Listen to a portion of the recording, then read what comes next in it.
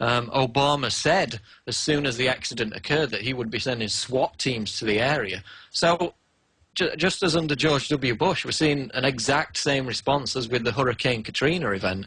And it seems like they want the crisis to get worse and worse. Because Obama, in an email he sent out yesterday, said that this is an attempt to get the green economy back on track, get the cap and trade, the carbon tax back on track, which has been derailed recently. So from everything you said, and especially if now we're learning that this was aftermath of some kind of exercise, then very suspicious goings on. We're going to go to our next caller now, which is Jane in Ontario. Jane, you're on the air. Hi. Hi, Jane. I just wanted to point out something that I noticed in the media coverage you played earlier about the Etheridge incident. Yeah, go ahead. The anchor referred to the students as cameramen rather than students, which suggests that they're mature professionals rather than the young students that they actually are. So it's just a minor point, but that's what Chris Matthews said as well. They're basically trying to smear the people, these college kids who are asking the question, as Republican plants. And this is an effort to take attention away from the insane, aggressive and bizarre and emblematic of thugs and people on an ego power trip, which is exactly what Etheridge was engaged in at the time. So yeah, they're trying to undermine the people who ask the question and shift the blame and shift the focus of the story, which is what the White House, the government memo, told them to do, and they clicked their heels and immediately did it, especially MSNBC with Chris Matthews. Mike in Louisiana. Mike, you're on the air. Go ahead.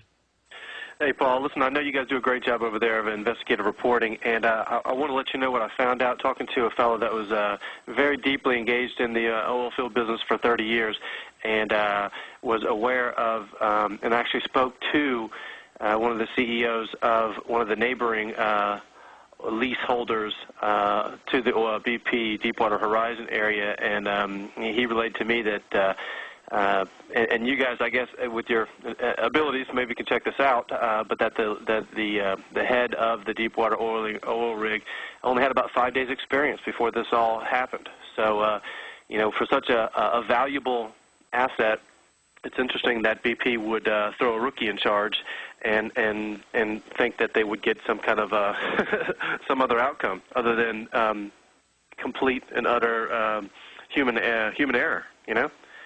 And one other thing to nexus through this, which is interesting, is that, you know, the flood insurance program has not been refunded yet. It hasn't been the money hasn't been reallocated to get that going. So a lot of the loan closings in this area and around that have been needing flood insurance. Lenders have been, or insurance agents have been writing it, but basically on the good faith that retroactively they'll be funded once Congress actually appropriates the money.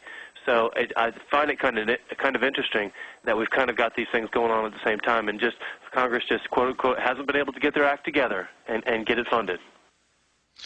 Yeah, well, on the first point, I mean, you're saying that they threw this rookie in just 5 days before the accident happened. We had the story last week where the Houston attorney, Tony Busby, said that the Deepwater Horizon managers knew that not only did the oil rig have problems before the explosion, but people were actually on board the ship as it was burning after the explosion happened, saying, quote, "Are you effing happy? Are you effing happy? The rig's on fire. I told you this was going to happen." So the people on board the rig knew that it had problems and that, you know, the safety procedures were out of whack. They were not being followed properly. And at every single stage of this BP story, it seems that in the initial stage, they wanted the explosion to happen. They financially positioned themselves beforehand for it to happen. And now with the absolute sinking of BP stocks, these people have protected themselves because they sold the stocks right before the accident happened. And then in the aftermath of the accident, the federal government is preventing local authorities from effectively cleaning up the spill, and and the beaches around the area that it affects. So at every stage of this story, both before, during and after, it seems they want to make it worse, and that indeed they had foreknowledge that it would occur in the first place. And now Obama's come out with this email promoting this nightmare green economy, which was derailed basically before the accident, and is now back on track. The cap and trade, the carbon tax, in the name of reducing our dependence on oil. We know the effect that this has had with Spain, who instituted these green economy measures 2 years ago. Now Spain has a 20% unemployment rate, because for every, quote, green job that's created, 2.2 jobs are lost. This is deindustrialization. This is the post-industrial revolution that the globalists want. And whether this was contrived or whether it was just an accident, the BP oil spill has fundamentally advanced the globalist agenda to create artificial scarcity, this idea that we have to completely eviscerate the oil industry and move to this green economy, and they're making the situation worse with their every action. And to me, I mean, the fact that BP put out the camera footage of the oil spill where you see it emerging from the well, and then they announced, oh, now it's in HD. Oh, great. So BP's putting out this footage, which makes everyone focus on how bad the problem is, and they're only promoting how bad the problem is. So there's an agenda to hype this and make it appear bad, along with all the foreknowledge that they were involved in it happening. So we'll explore this further after the break with more callers. Alex will be back tomorrow live, and we'll have rebroadcasts of interviews coming up in the following 3 hours. Now we're going to go to Joe in Ohio. Joe, you're on the air. Hey, Paul. Thanks for taking my call. It's nice to have you. You're pretty refreshing. Big Alex Jones fan, but thanks for picking up the slack. I have sort of a selfish question. I'm reading a lot of Chomsky lately, a lot of Noam Chomsky, and that led me to find David Barsamian. And when I found Barsamian, I found a great interview with he and Ralph Nader, and I was really struck because the interview, they were basically saying the same things that you and Alex say all the time. So my question for you is, where's the marriage between these respected, renowned, eloquent individuals and the truther community, specifically the InfoWars community? Noam Chomsky, and I mean, I started off reading Chomsky when I first started, getting aware of how the world works, 10, 12 years ago. But everything that Chomsky's done, certainly in the past 5 or 6 years, has been completely to the detriment of the, quote, truther community or patriot community. I mean, he was asked about 9/11 and asked whether he thought 9/11 was an inside job or merely that the official story was not as the government would have us believe. And Chomsky responded basically that he didn't care.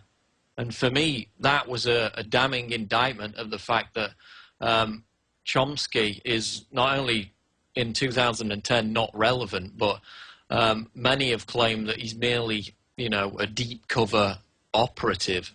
I don't think that. I think he's just this left-wing ideologue that panders to his own audience. But everything that we've seen, I mean, back in, I think it was 2001, Alex interviewed Noam Chomsky, and suffice to say, I don't think they really saw eye to eye.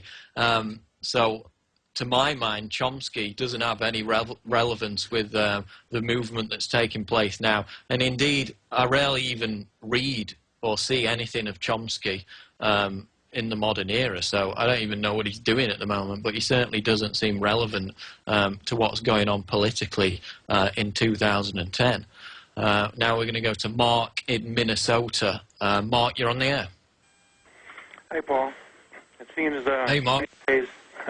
Seems these days that a lot of people are acting like thugs, or elected officials, or people within the federal government, and even the BP executives, so corporate and everything. It seems like the only ones that aren't acting like thugs at this time are the real patriots of this country. But what I wanted to ask you about, Paul, was you had a great article on the false flag, the oil spill leaning towards a false flag. But I read somewhere, and I can't remember where I read it, that the owner of the oil rig was set to collect, or was going to collect, $200 and some million, twice what the oil rig was worth. I was just wondering if, in your research, if you had ran across any of that or confirmed anything about that. Yeah, I think I came across that a few days ago. It wasn't in the original article I wrote, but yeah, I'll definitely dig into it.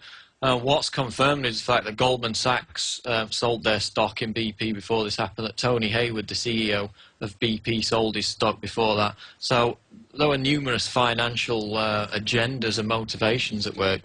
And what I find interesting is this idea that the oil in that region is naturally replenishing, that it's abiotic. So if that's true, these so-called relief wells that they're now putting in are going to have no effect whatsoever. And as many experts are predicting, this could drag on for years. So we've got to watch that.